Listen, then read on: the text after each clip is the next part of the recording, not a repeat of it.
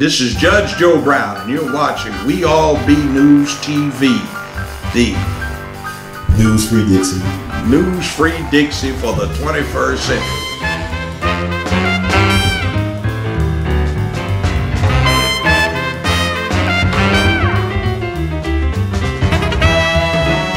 Good morning and welcome to Focus on the Arts. I'm your host, Melvin Massey, and of course every Friday we talk to the movers and shakers of the Memphis arts community, the people that are making things happen for your entertainment, benefit, and mine. And we've got guests in the house today to talk about the Jimmie LUNceford wreath-laying ceremony and the steering committee that put it together. And this is very important to Memphis history, Memphis music history, because as we always are saying, Memphis jazz does not get acclaim as it should. Yeah, we know Elvis was wonderful. I just saw the $1 Million Quartet at Playhouse on the Square. What a great play that is, and great idea of what happened with Elvis and all those guys, and of course the blues, W.C. Handy, and all of that. But we very seldom talk about, or at least Memphis is very seldom up on the memory of all the jazz that happened in this town over the years with the Hotel Men's Improvement Club and the other clubs down there on Beale Street, and Phineas Newborn's dad, and he and Calvin's father was the drummer, and his band that he had. All that cool stuff was going on here. And Jimmie LUNceford, who's a legendary jazz man from Manassas High School. So anyway, we're going to get into this conversation with the authorities and the experts here. I'm going to introduce him first because I've been knowing him for like forever. And he's that musician and educator, and now I find out he's an author. He was right here next door to me at the University of Memphis forever over in the music building. It's a different Jimmy.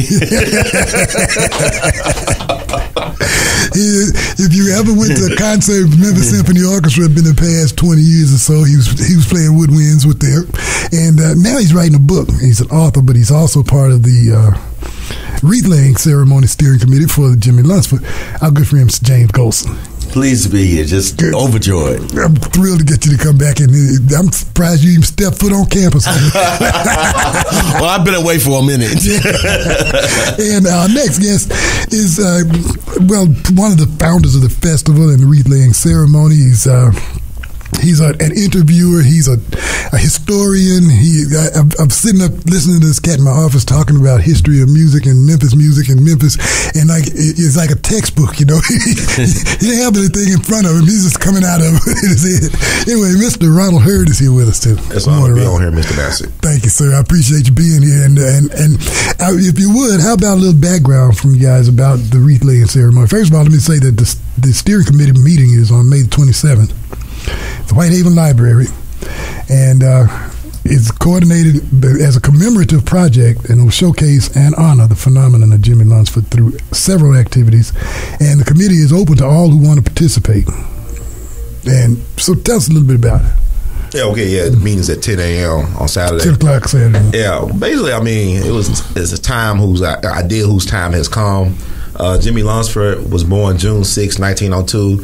So this year will be like the 115th anniversary of his birth. And Jimmie LUNceford was a guy who started music education in the Memphis City schools back in the 1920s as a volunteer. I mean, there was no music program in the Memphis City schools at the first black public high school in Memphis, which is Manassas High School. So, I mean, it was impressive. You think about it, he had no resources, but he had a community that was willing to support this idea. Jimmie LUNceford was a guy, he was a music prodigy.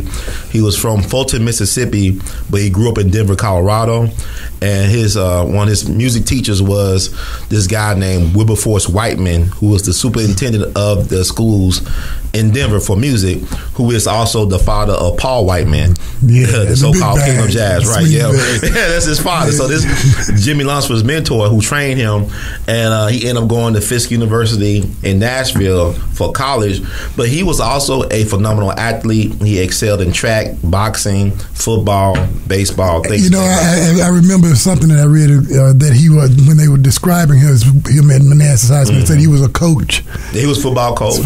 He was like football coach, Spanish teacher, English teacher, historian. He was everything but a music educator. But his major was social work in Fisk. He really thought that music could transform black lives. It could actually save black people, give them a sense of pride, a sense of community. He actually believed that. And so he put it to the test in Manassas, where he started his music band with some of his most, ambitious students from New Chicago. Like the families and whatnot would raise money for music lessons and instruments.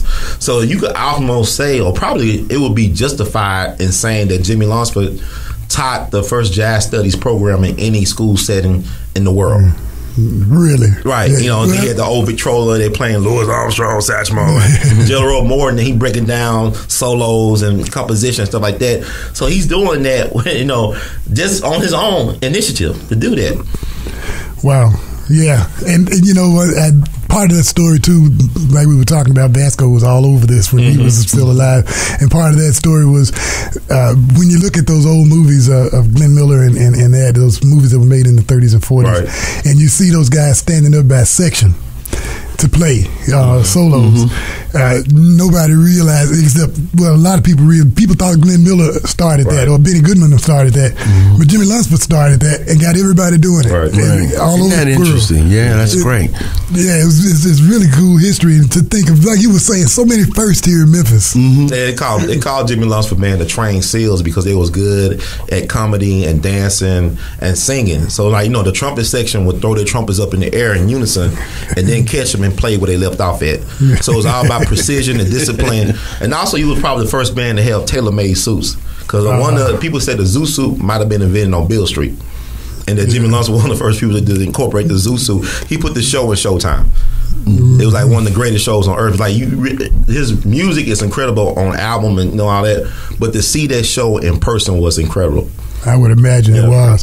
But, he didn't do a lot of albums, did he? It's like Cab Calloway. There were not a lot of Cab Calloway albums because his show was a performance show. Songs and stuff like that and stuff. Did a lot of songs recorded. There's not a lot of footage of Jimmie LUNceford, but he was in that very popular musical movie called Blues in the Night. There's a feature of him, but there's a short he did back in the 30s that really showcases the excellence of that band. Like, it's a 10-minute footage where it shows Jimmie LUNceford band and them dancing and singing, and then they ended with a very hot number, and it was extraordinary to see that footage. It's only a 10-minute clip, but it captures the essence of who he was and what he was about.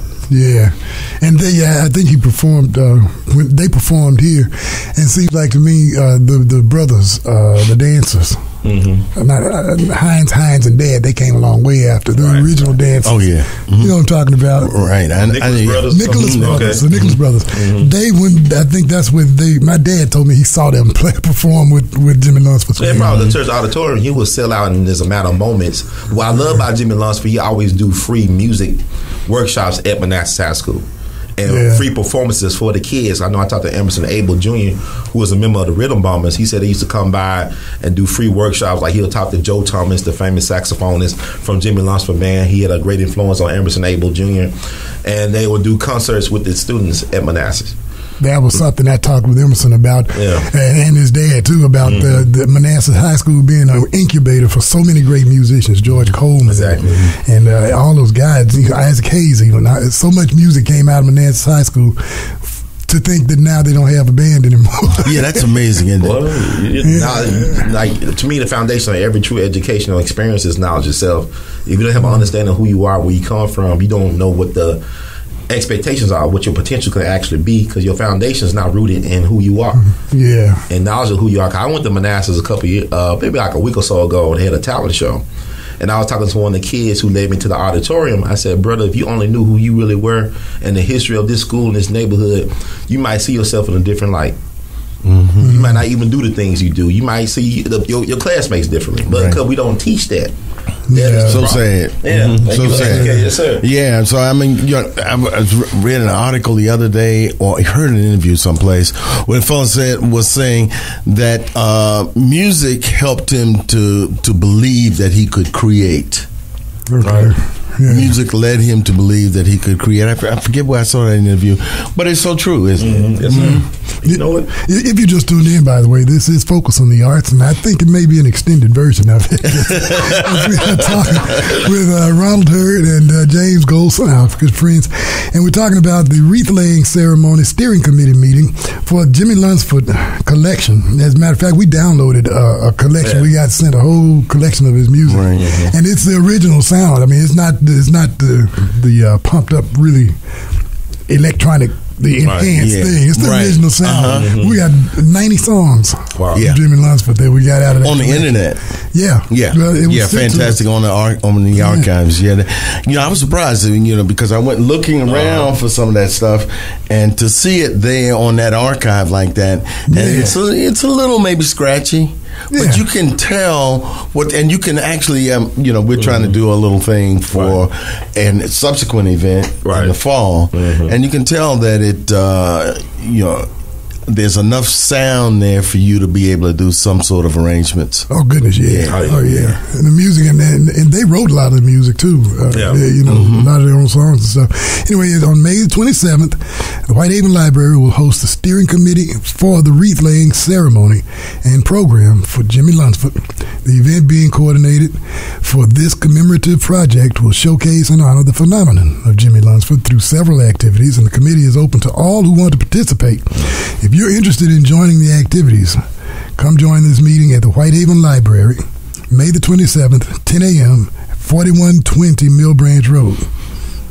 If you want to be a part of what's going on, and it's a part of Memphis music history, because I tell you, Ronald, we gotta get him rolling like he was rolling in the office.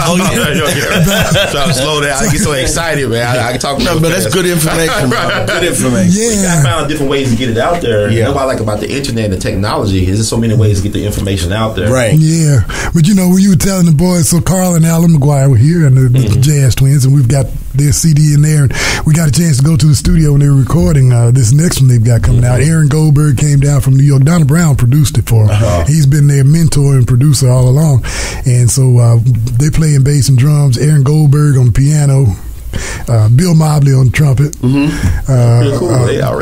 Hardy,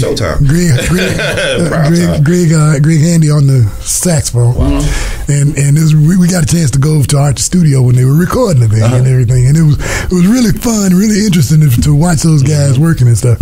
And anyway, so they were that education you were giving those boys. There was something else though about. Come on. Well, I was telling them, it's something about Memphis. Memphis is a magical vortex or epicenter. Not just Memphis, but this whole area.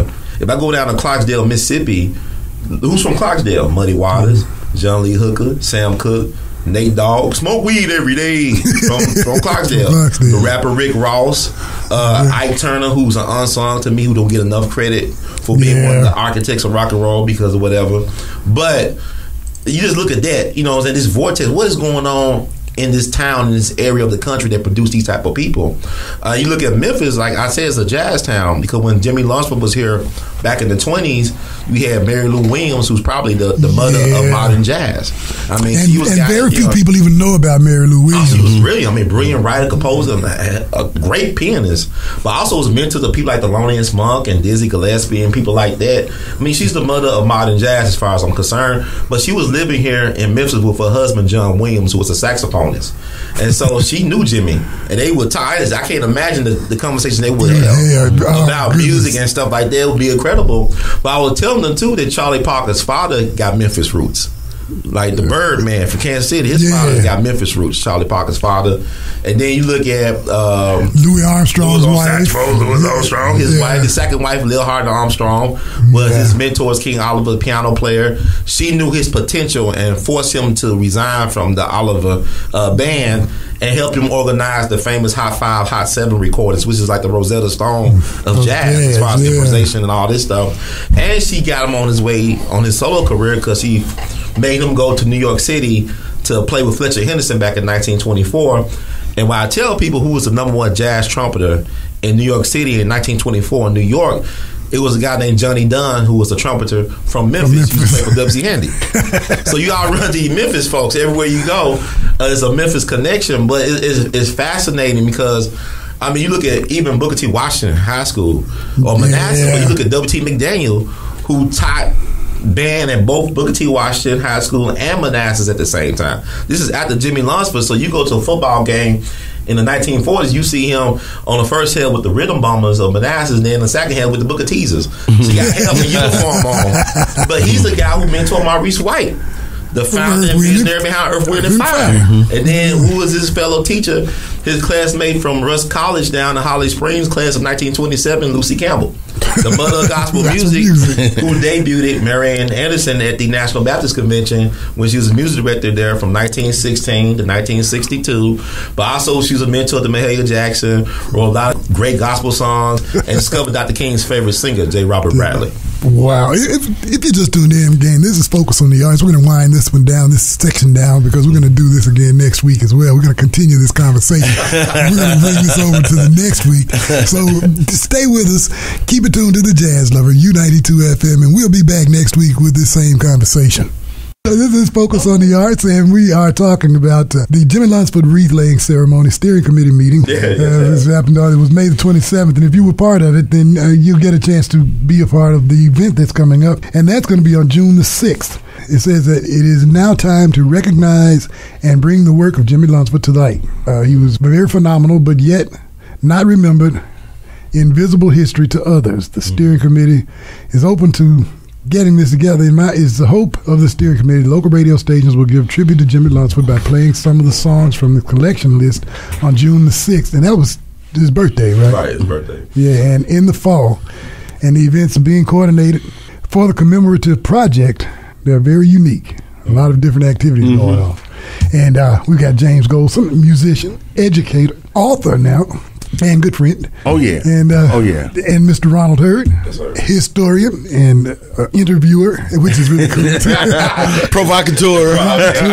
Yes, sir. Strictly a jazz historian, right? You know, when we talked, George Coleman was here one time. Irwin Chef, you mentioned Irwin. I really miss Irwin.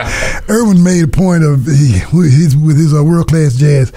His idea was that we should make sure that every musician of worth, every jazz musician of worth, should at least have played in Memphis one time in their life. Right. And so he was kind of trying to catch these cats, you know, he was trying to catch them before they passed away even. I mean, he was thinking that far ahead. And we got a chance to meet Milt Jackson and take pictures with him and just so many of these cats. And one, he brought George Coleman to town, to the New Daisy.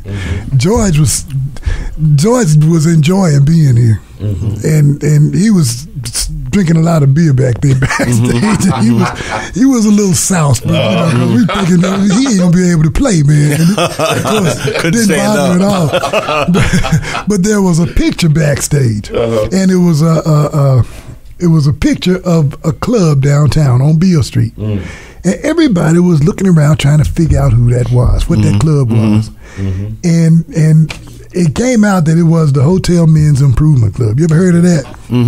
So the Hotel Men's Improvement Club was a club down on Beale Street where all the jazz musicians would come down there and play. And there was a big dance floor, and they always had big crowds down there. It was the place to go in the 30s and in the early 40s. And my daddy, he said, oh yeah, they were walking the table down there at the Hotel Men's Improvement Club. He had the biggest kick out of it. But those guys, that was part of the Memphis music history. When we got to talking about it, it was George that recognized it. And anyway, George recognized it. And then all of them chimed in, and then it started a conversation like what we've been having, you know. And they were talking from way back when Phineas's dad was down there, and all the bands that were playing down on Beale Street, and how the legacy of Beale Street has been jazz all the time. Oh, yeah. When did it turn into blues? Beale Street could talk. Well, you know.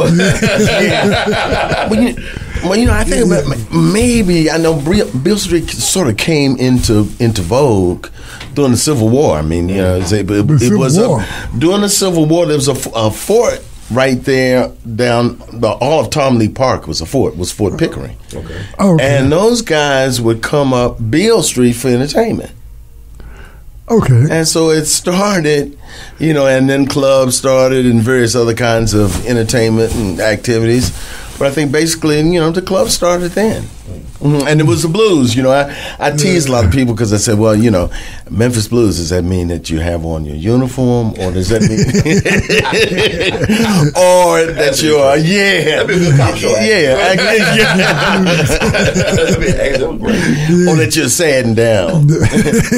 But yeah, that's so much music history here. We've tried for a long time to make sure that jazz has its place, along with rock and roll and the blues, which is you can't take those things away either. Like I say, when I saw that play, it made me think about that. Memphis and Sam Phillips and those guys down there, they had an awful lot to do with world music, American culture, rock and roll, and all. I mean, it was created. I know Bo Diddley got mad, and Little Richard did, but these cats put it on the map. Yeah. Well, we need something in Midtown. We need a jazz club in Midtown. I ain't gonna argue with that. Anything like it, that, but I mean, and nothing formulaic. I mean, something where people can come and sit in, and I've been talking to, when I talk to the folks at the union, I'm trying to get them to get a little something going with them. Yeah, yeah, it would be nice. We haven't had venue in a while. No, I can remember back in the late '60s and early '70s when I was graduating from high school and coming back from overseas and stuff from the war and everything.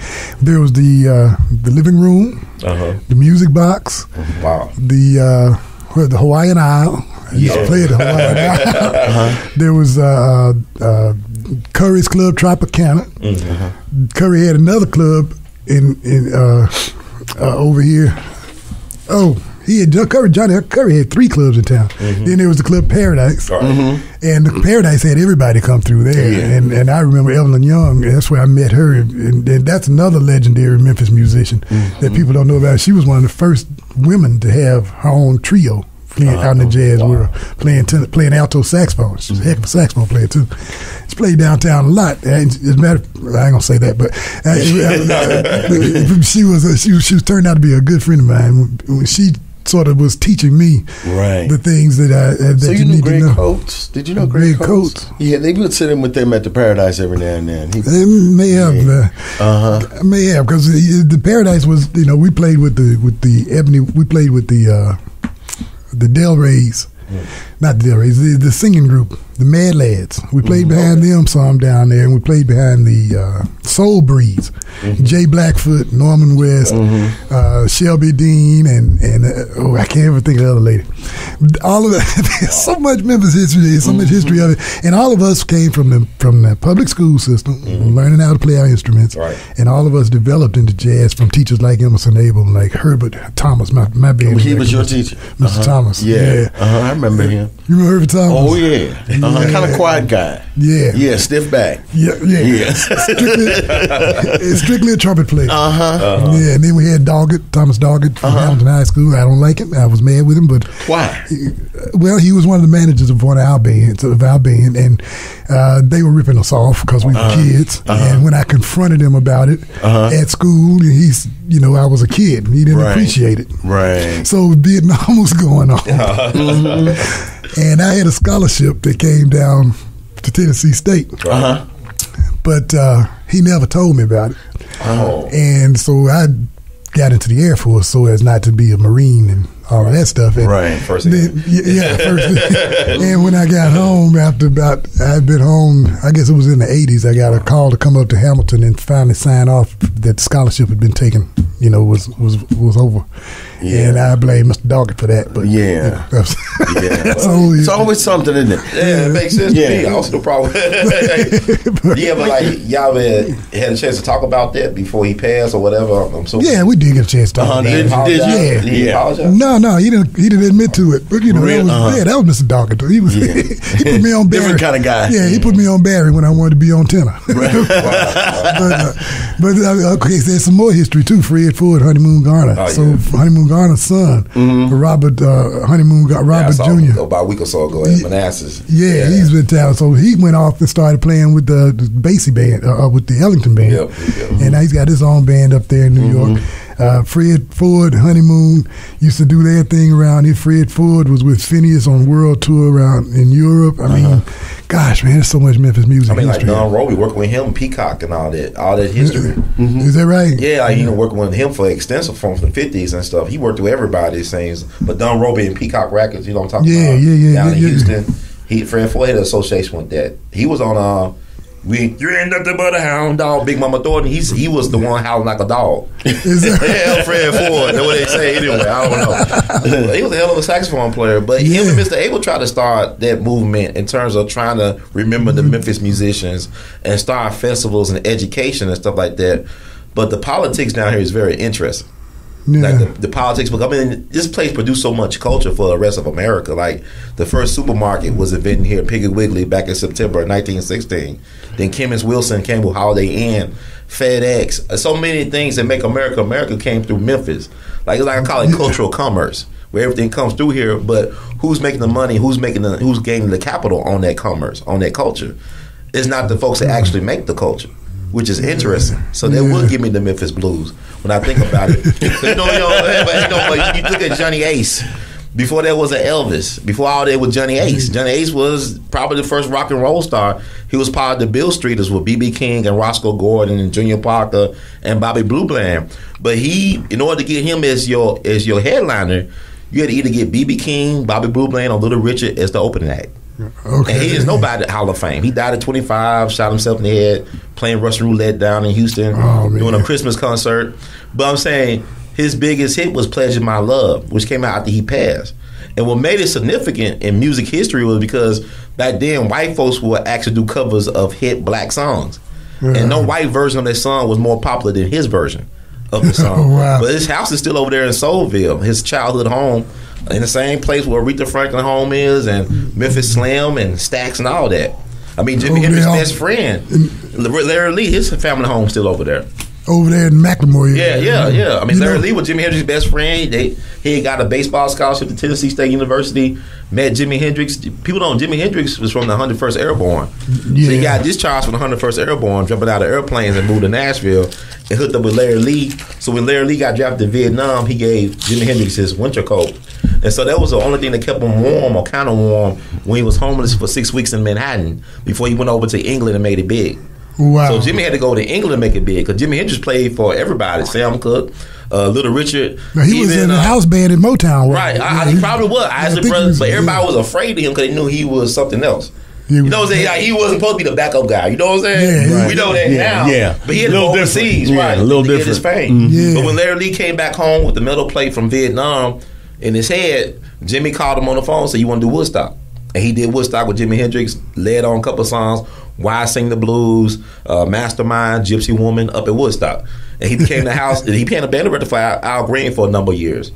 And he even probably wrote the song Judy, that Al Green made famous. But he died, I guess, of stomach cancer in 2007. There goes another one. There goes another whole thing. Willie Mitchell, Al Green, that whole thing. High records down there. You can't help it. America can't exist without Memphis. No.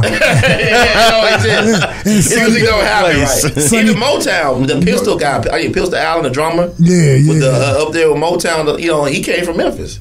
There was Sonny Chris. Yeah, nobody knows anything about Sonny Chris, who reinvented alto sax before Charlie Parker did. And then he killed himself. It's tough being a black genius, That's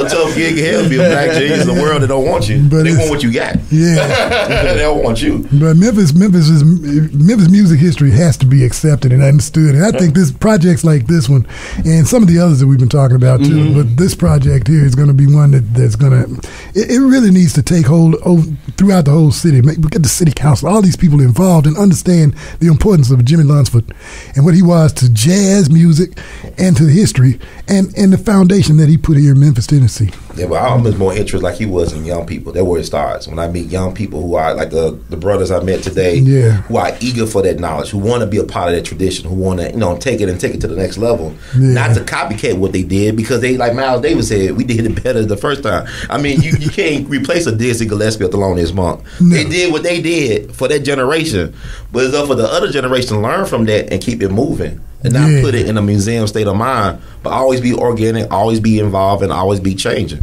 Yeah. Well, where's the museum? Where's the museum?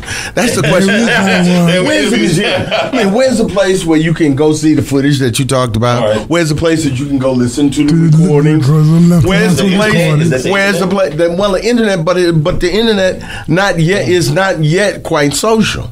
Yeah. I mean, you know, we want a place where folks can interact with each other. That's really where you start to, you know, think critically, wonder about how you're going to document, wonder how you're going to learn the music. That's one of those projects that needs to go. That's right. Yeah, we need that. But we've got the new ones coming along. We got kids like Christian Sands, his piano player, new kid on the block, and Matthew Whitaker is another one. We got the old heads, Billy Childs, that's just coming out with new stuff all the time. I mean, we've got these guys out here, and the music is around, and we just got to get it back foundation, get everybody to understand the foundation is here.